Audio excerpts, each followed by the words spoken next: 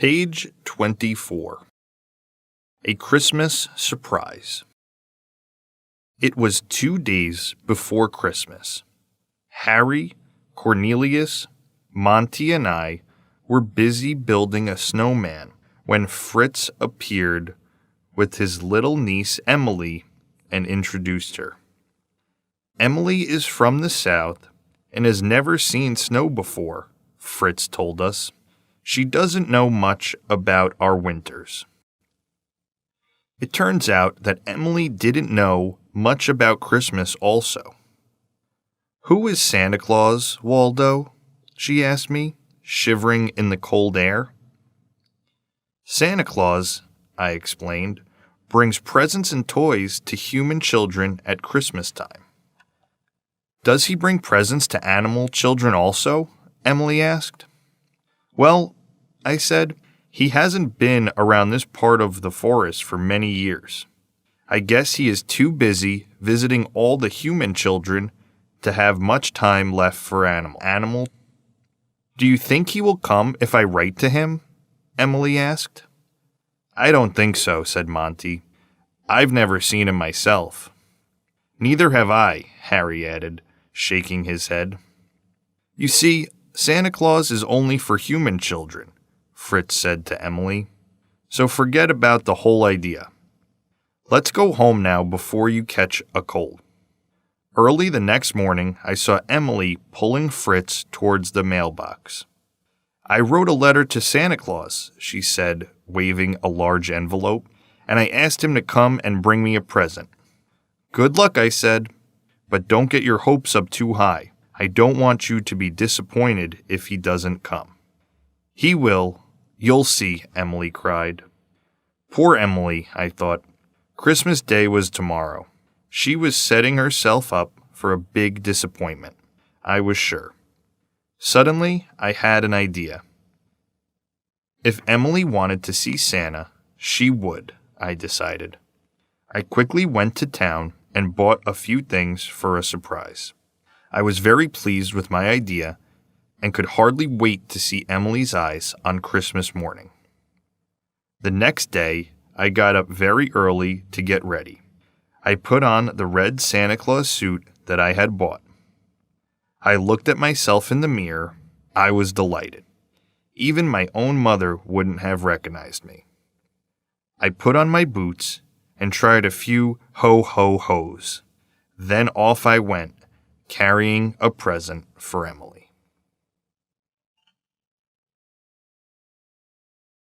Page 27. The Mango Tree.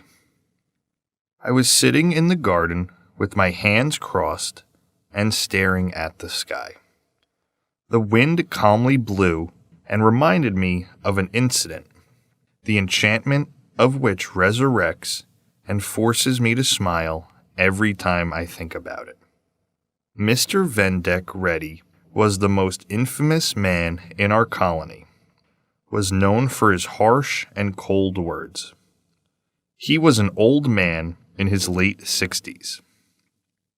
His face was completely covered with wrinkles and hair almost faded to gray. He usually appeared with his black coat and half-rimmed spectacles on. Even a blooming flower would shrivel whenever he crossed. I still wonder what made my fate be against me as Mr. Reddy turned out to be my next-door neighbor. Being the neighbor of his, I got enlightened about many of his untold and unsung stories, one of which described his undue obsession for his mango tree. I learned that the only thing dearest to him in the whole world was his beloved mango tree, and it remained a mystery why. Nobody dared to touch it, and undoubtedly the tree became magnificently, for it was grown with immortal and eternal love. One morning he came banging wildly on my door. "Have you seen anybody stealing my mangoes?" he said fiercely. His eyes were a ball of furious fire and rage. I barely could believe my ears. How could anybody steal his mangoes? I doubt if anybody has that much of courage. No, sir, I saw nobody, I replied in a shiver. He stood there for some moments or so, scratching his chin, deeply unsatisfied with my answer. He returned to his house with an irritated and restless mood. I vividly remember the next day's sunless and pleasant weather, because of which I made up my mind to sit in my garden. The air was carrying the aroma of picture that immersed me. Suddenly, I heard a strange rustle from Mr. Reddy's house. I saw a boy nearly 10 years old climbing the mango tree. His face was covered with dust, and his hair were all messed up. His eyes were glittering with the reflection of mischief of his childhood. I grinned when I saw him, but my smile melted away when I heard Mr. Reddy shouting, "I found you, little boy." In a hurry, all his mangoes fell to the ground, and yet he failed to run out of the house. Mr. Reddy came running, but then he paused. Everything fell silent. Instead of planting a slap on the boy's face, he picked up the mangoes and gave them to him. I just couldn't decipher what was happening that moment, which left me spellbound. But when I looked into Mr. Reddy's eyes, he wasn't staring at the larcenist, but the younger accomplice that I assumed was the boy's brother, peeping through the gate as if eagerly waiting for the mangoes. I could clearly see the love for the fruit in his twinkling eyes. Mr. Reddy gave the mangoes, patted him, and waved him a goodbye. When he went inside, I followed him through the window. He took out a photo frame of his wooden time-worn cupboard and gave it a warm, tight hug. I saw that it was an old, tattered black and white photo of two little boys laughing with intense happiness and eating mangoes.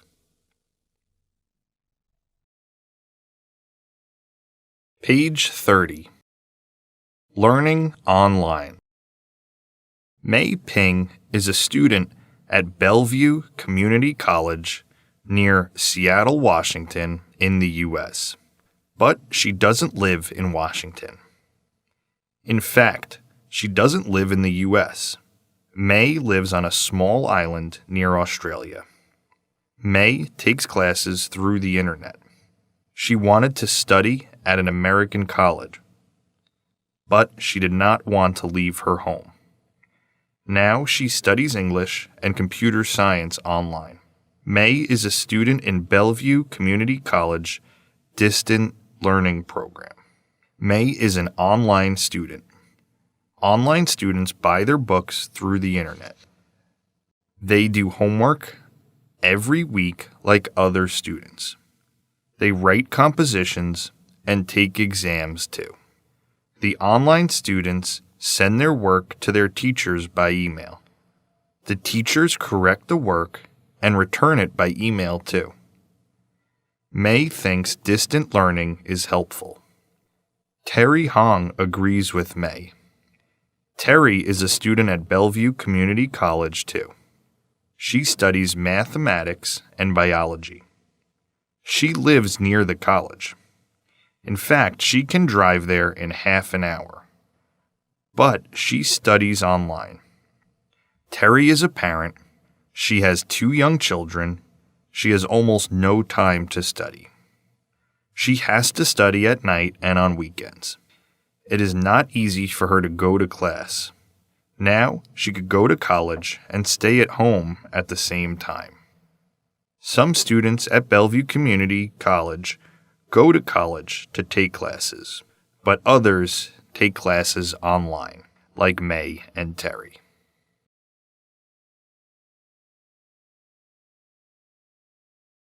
Page 32. D. W. Griffith and the Art of the Close-Up. In the late 1890s, thousands of people crowded into penny arcades across the country to see a remarkable new invention, the movie. Seldom longer than 1 minute, the first movies were simply recordings of everyday events. A distantly speeding train toward the camera, or a man watering his garden, these were typical subjects. Within 10 years, the movies were telling 10-minute stories. But they were still primitive because movie makers were still recording the story from only one viewpoint, just as their predecessors recorded the speeding train.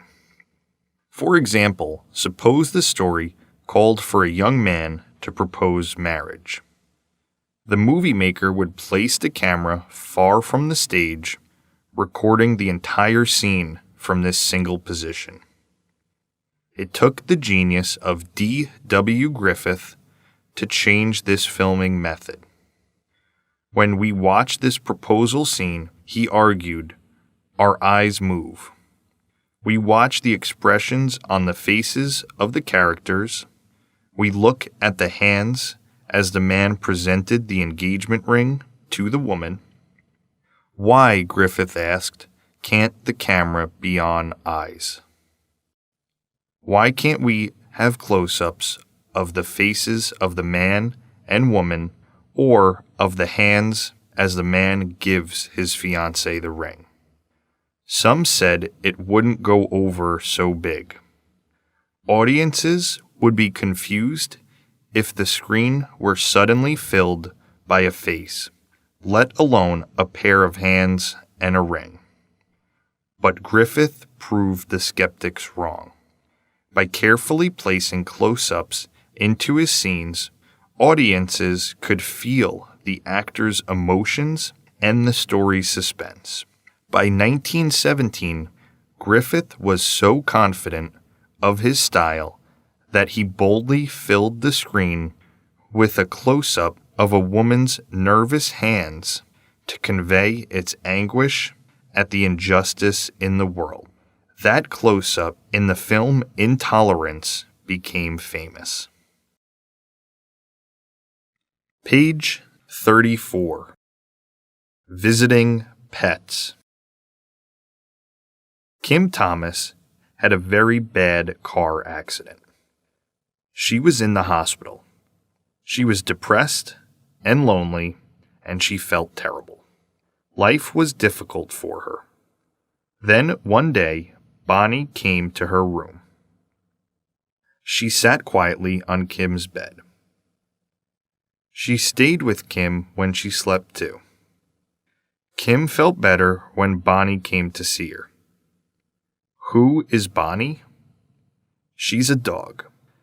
People take good care of their pets, but some pets, like Bonnie, take care of people now. This is called pet therapy. The pets visit children and adults in hospitals. Some doctors believe it is very helpful. At Edward Hospital near Chicago, Illinois, in the U.S., doctors think that the pets help patients or sick people feel better. The doctors bring animals to visit the patients. The patients feel calm when the pets visit them. They smile more too. Some pets also go to nursing homes to visit elderly people. The pets are happy to see the people. The elderly people are happy to see the pets too. Kim Thomas, get better fast. She left the hospital after a few weeks. The doctors believe that Bonnie helped Kim. Kim agrees. Today, only a few doctors use pet therapy. In the future, more doctors will use pets to help their patients.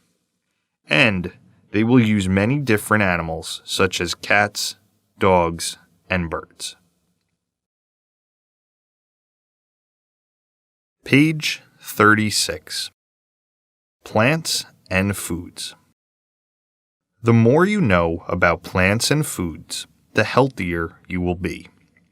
Some food can provide you with essential vitamins to keep you healthy, but some foods can make you sick. It is very important to know how to distinguish between the two. You also need to learn how to keep food safe and prevent them from spoiling. There's so much to learn. There is a lot to learn about plants people eat, such as how to grow them and how to prepare them for eating. Scientists can learn how to keep them safe to eat. Sometimes, people who don't know something can make a mistake. For example, some mushrooms are poisonous, and people need to know which are so they don't eat them. People need to know about plants in order to stay healthy. If you don't know about foods and plants, you can make a big mistake. You need to know which plants are safe to eat. At one time, people feared the tomato because they believed it to be poisonous. They thought it was dangerous because it grows on a vine that looks like a poisonous plant called nightshade. Therefore, in the early 1800s, people in the United States were afraid to eat it. It took several years before the tomato was accepted as a food in the United States. Today, it is a big part of the American diet. It's found in things like soup and ketchup. Any food can become a source of sickness if it's not stored safely. Tomatoes can be dangerous if they rot, and so can most other foods if they are not stored properly. One way to store food safely is to dry it. Before people invented cans, they used to dry food to store it for long periods of time. For example, they would dry tomatoes in the sun. Today, people still eat sun-dried tomatoes. Some plants actually help keep people safe.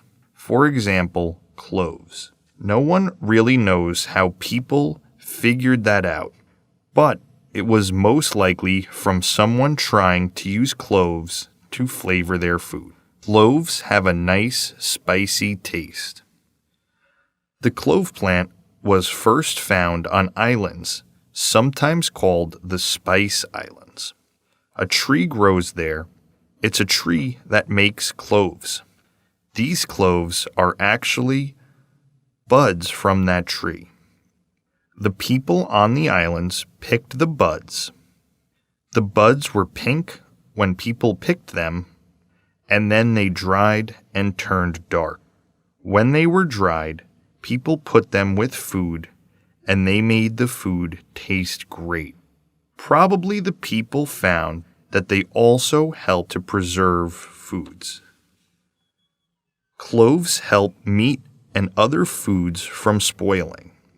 Today, we know why cloves help food stay safe. Scientists have studied cloves and have discovered that cloves contain a kind of oil in them called oregano.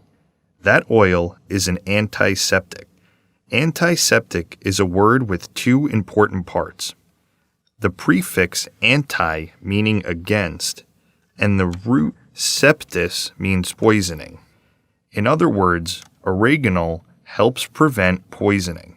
It's a good thing we have scientists to help us stay safe. Scientists are people who have careers learning about plants and food.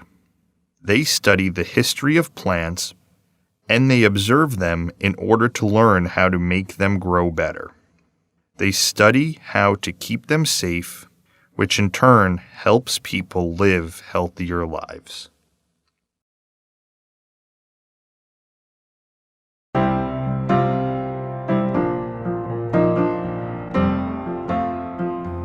Introduction. By raising our students' awareness of reading as a skill that requires active engagement, and by teaching explicable reading strategies, we help our students to develop good pronunciation, articulation, rhythm, fluency, and accuracy. Goals: good pronunciation, use of appropriate rhythm and stress to achieve well-paced, fluent reading. To build important literacy skills such as comprehension. Process: select topics which are related to students' interests and experiences, or explore universal contemporary themes and issues. During reading, read with a purpose in mind and give complete attention to the reading task. Create visual images. Focus on unity and coherence, articulation, and good pronunciation. Identify with and develop an understanding of the character's story. After reading, reread important words when necessary.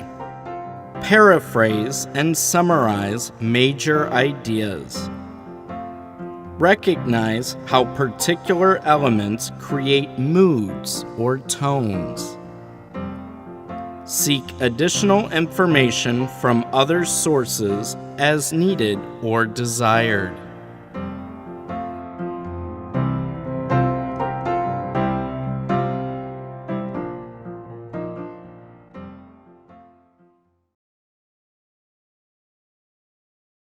Page 4. Joseph Pulitzer. Joseph Pulitzer was born in 1847 in Mako, Hungary. He emigrated to the United States when he was 17 years old and was naturalized on his 20th birthday. He spent his career in journalism working in the Midwest and New York. From 1871, he also was the owner or part owner of many newspapers. His most famous newspaper was the New York World, which many believed was the model for the Daily Planet of the Superman stories. The World campaigned against corruption and exposed many scandals. It was also a strong supporter of the rights of the working man. In later life, Joseph Pulitzer collapsed from overwork and lost his sight. He became dedicated to improving the quality of journalism in America and donated $1 million to Columbia University to found a school of journalism. However, his most significant contribution was the establishment of the Pulitzer Prizes in his will. These prizes for excellence in journalism have been given every year since 1917 by Columbia University. Since 1942, there have been extra categories for press photography, and later still for criticism, feature writing, and commentary.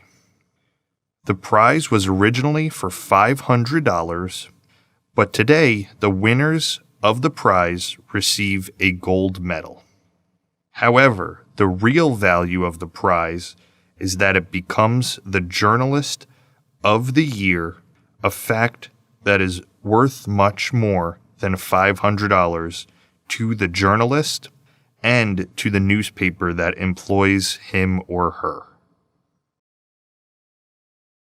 Page 6. The Ghost.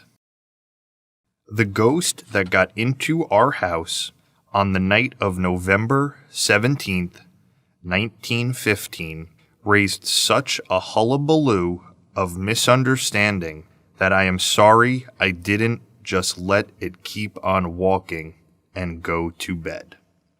I caused my mother to throw a shoe through a window of the house next door and ended with my grandfather shooting a patrolman. The footsteps began about 1:15 in the morning around the dinner table.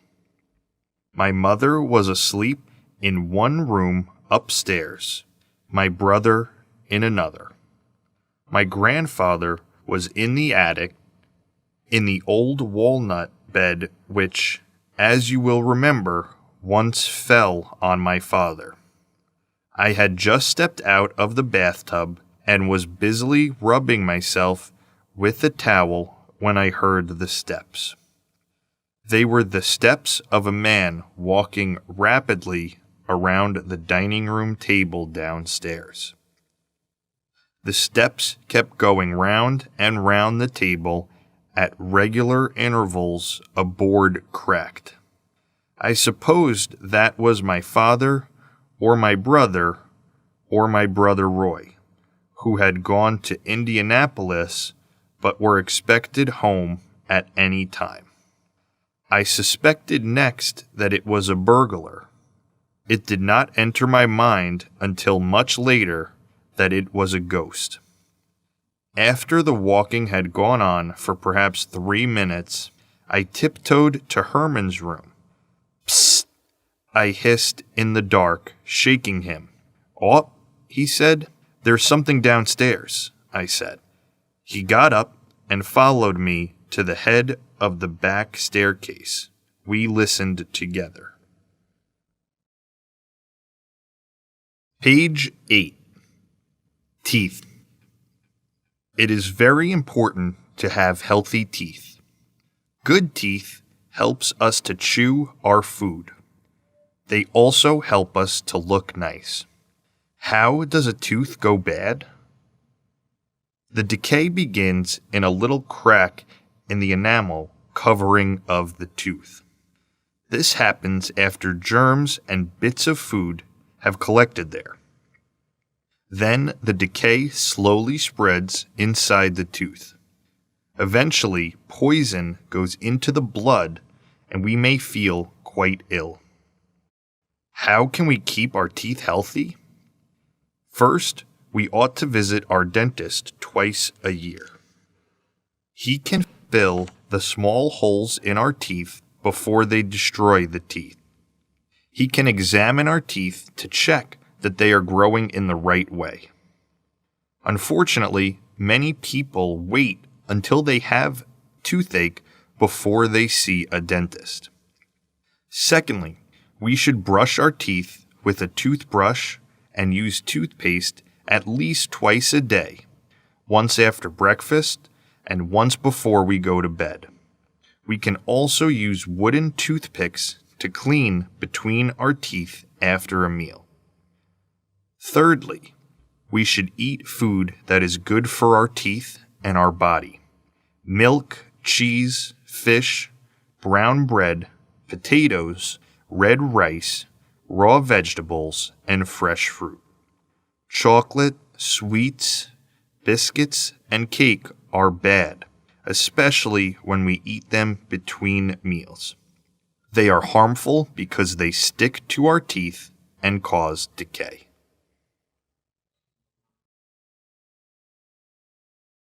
Page 10. Money versus family. Rama's family is very big. Rama is a hard worker and he is the sole breadwinner of the family. He has 3 kids, 2 sons, and a daughter. He lives along with father and mother. Rama used to work too hard to feed his family. He works more than 16 hours a day. The kids cannot see him as he will leave home early in the morning before they wake up and reach home around midnight when kids would sleep every day. The entire family eagerly wait to spend quality time with him and the kids miss him so much. The children were too curious about Sundays, as his father would spend the entire day with them. Unfortunately, to meet the increasing household expenses and educational expenses, Rama took a weekend job to work even on Sundays. The kids were very shattered, and even Rama's wife and parents too. The typical routine continued for several weeks, and year passed. All the hard work of Rama earned a lot of benefits, and he was offered a promotion with attractive increment. The family moved to a new house, got better clothes, and ate healthy foods. However, as usual, Rama continues to earn more and more money. One day, his wife asked him, "Why are you running for money? We can be happy with what we have now." Rama replied, "I want to give the best available in the world to you all and want you to stay happy always." 2 years passed, and Rama hardly spent time with his family. The children yearned to have their father at home. Meanwhile, the sincere efforts of Rama reaped him a fortune. He was offered partnership. He continued to earn more and more wealth. Now, Rama's family is one of the richest families in the city. They have all the facilities and luxuries. Still, Rama's children strove to meet their father, as he was hardly seen at home. His children turned teens, and they are no more kids. Now, Rama earned enough wealth to provide a luxurious life to his next 5 generations. Rama's family went to their beach house to spend their vacation. His daughter asked, "Dad, will you please spend one day at home and stay with us here?" Rama replied, "Yes, darling, tomorrow for sure. I will join you for the lunch and be with you all for next few days. I'm tired of work and need refreshment." The entire family became very happy. Unfortunately, the next day, none in Rama's family were alive, as they were washed out in tsunami. Rama was too busy even to hear the news about tsunami. When he tried to reach his beach house, he saw sea water everywhere and screamed for his family. He can never have them again, cannot even see them, and even by paying millions, he cannot get them back to life. He remembered his wife's words, "Why are you running for money? We can be happy with what we have now." Money can't buy everything.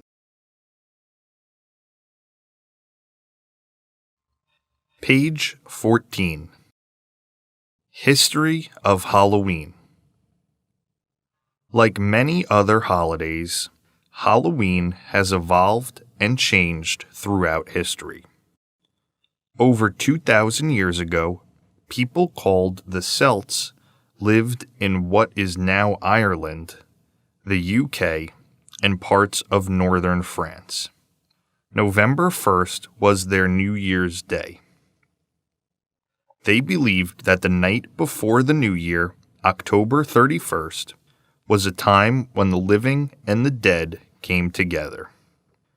More than 1,000 years ago, the Christians' church named November 1st All Saints' Day, also called All Hallows.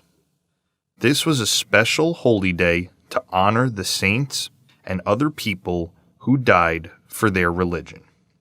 The night before All Hallows was called Hallows' Eve. Later, the name was changed to Halloween. Like the Celts, the Europeans of that time also believed that the spirits of the dead would visit the earth on Halloween. They worried that evil spirits would cause problems or hurt them. So on that night, people wore costumes that looked like ghosts or other evil creatures.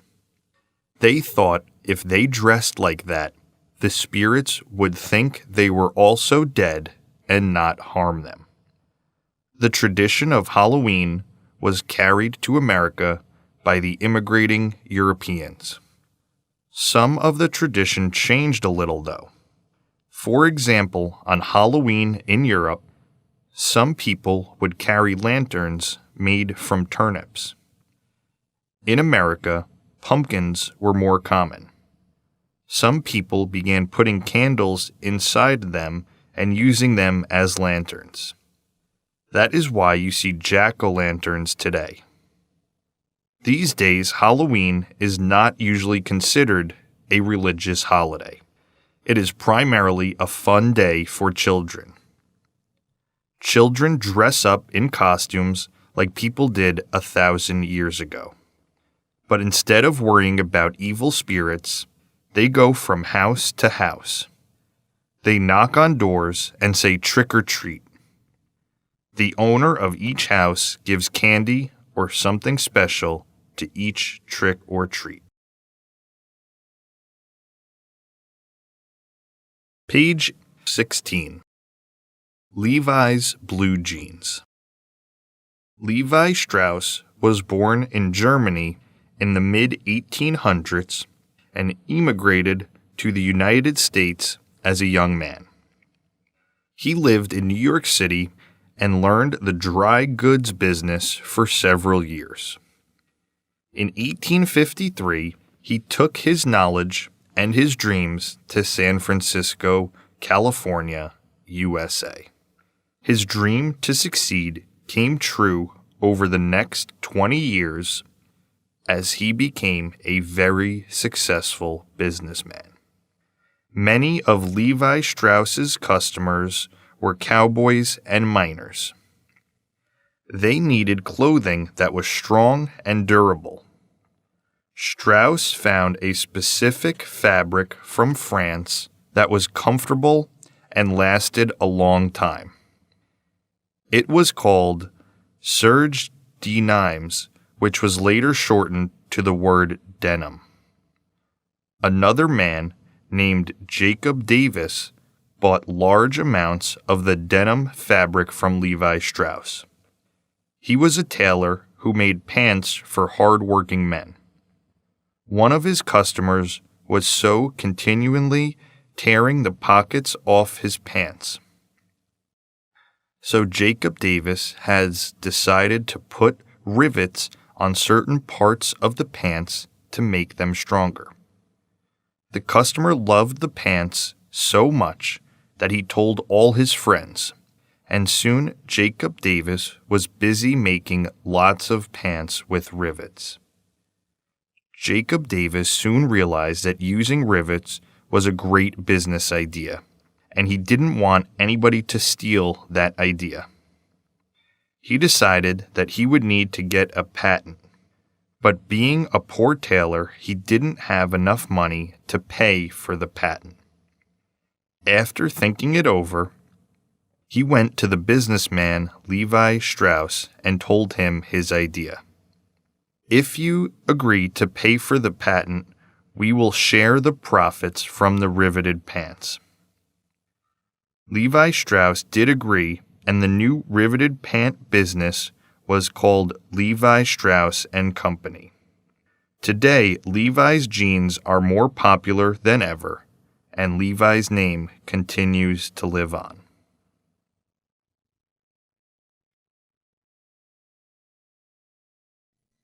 Page 18. April Fool's Day. April Fool's Day started in the 16th century in Europe. Before that time, New Year's Day was celebrated on April 1st. Then a new calendar was introduced called the Gregorian calendar. January 1st became the first day of the year, but many people did not know about it. So those who continued to celebrate New Year's Day on April 1st were teased. They were called fools. Nowadays, we play jokes on people on April 1st. For example, someone might put salt in the sugar container so another person could accidentally put it in their coffee. Or someone might change the time on another person's alarm clock so that person would unknowingly wake up earlier or later than planned. Or maybe a person would tell a lie to make someone else shocked. After we play the trick, we say April Fool. Then the poor person realizes he was fooled. It is generally done in the spirit of fun and doesn't cause any real harm to anyone. Do you have any great jokes to play on anyone today? Try it out. Just don't forget to say April Fool when the other person begins looking a little confused. Page 20. St. Patrick's Day. Many Irish people have emigrated from Ireland to the United States over the last few centuries. They brought St. Patrick's Day with them. St. Patrick's Day is a serious religious holiday in Ireland, but it has been changed quite a bit in America. Today, in America, people enjoy St. Patrick's Day by wearing green. In fact, if you don't wear at least one small green item, school children may pinch you. Probably the most common symbol for this holiday is the shamrock. Since the shamrock has 3 leaves, thousands of years ago, St. Patrick, a religious leader, used it to teach the Irish people about the 3 parts of God. Today, many people wear a shamrock design on St. Patrick's Day because it is supposed to bring good luck. On this day, many people also enjoy going to a pub and drinking beer. They tell jokes and have a good time. People who don't come from Ireland like to pretend they are Irish too. Some cities hold parades or marathons. It's not a very big holiday, but it can be a fun one for the people who want to enjoy it. It is very different kind of celebration from St. Patrick's Day in Ireland. Page 22. Martin Luther King, Jr. Dr. Martin Luther King, Jr. was born in Atlanta, Georgia, in the United States in 1929. At that time in America, Black people didn't have equal rights with white people. Black people had to sit in the back of the bus. The schools were segregated, and there were even separate public restrooms for Black people and white people. Black people's lives were not very good. Martin Luther King Jr. was a minister in the Baptist Church. He fought against racial segregation. He wanted equal rights for all people. But he didn't use violence in his fight. He asked people to fight peacefully. For example, he asked Black people to ride in the front of the bus. More than 200,000 people went to Washington, D.C. to listen to him speak and ask the government to change unfair laws. Because of Martin Luther King Jr., many laws began to change in the United States. But many white people disagreed with him and his ways. In 1968, Martin Luther King Jr. was assassinated by a white man. Every year, on the 3rd Monday of January, Americans remember Martin Luther King Jr. They try to remember how much America has changed. and they think about how much more America should change in the future.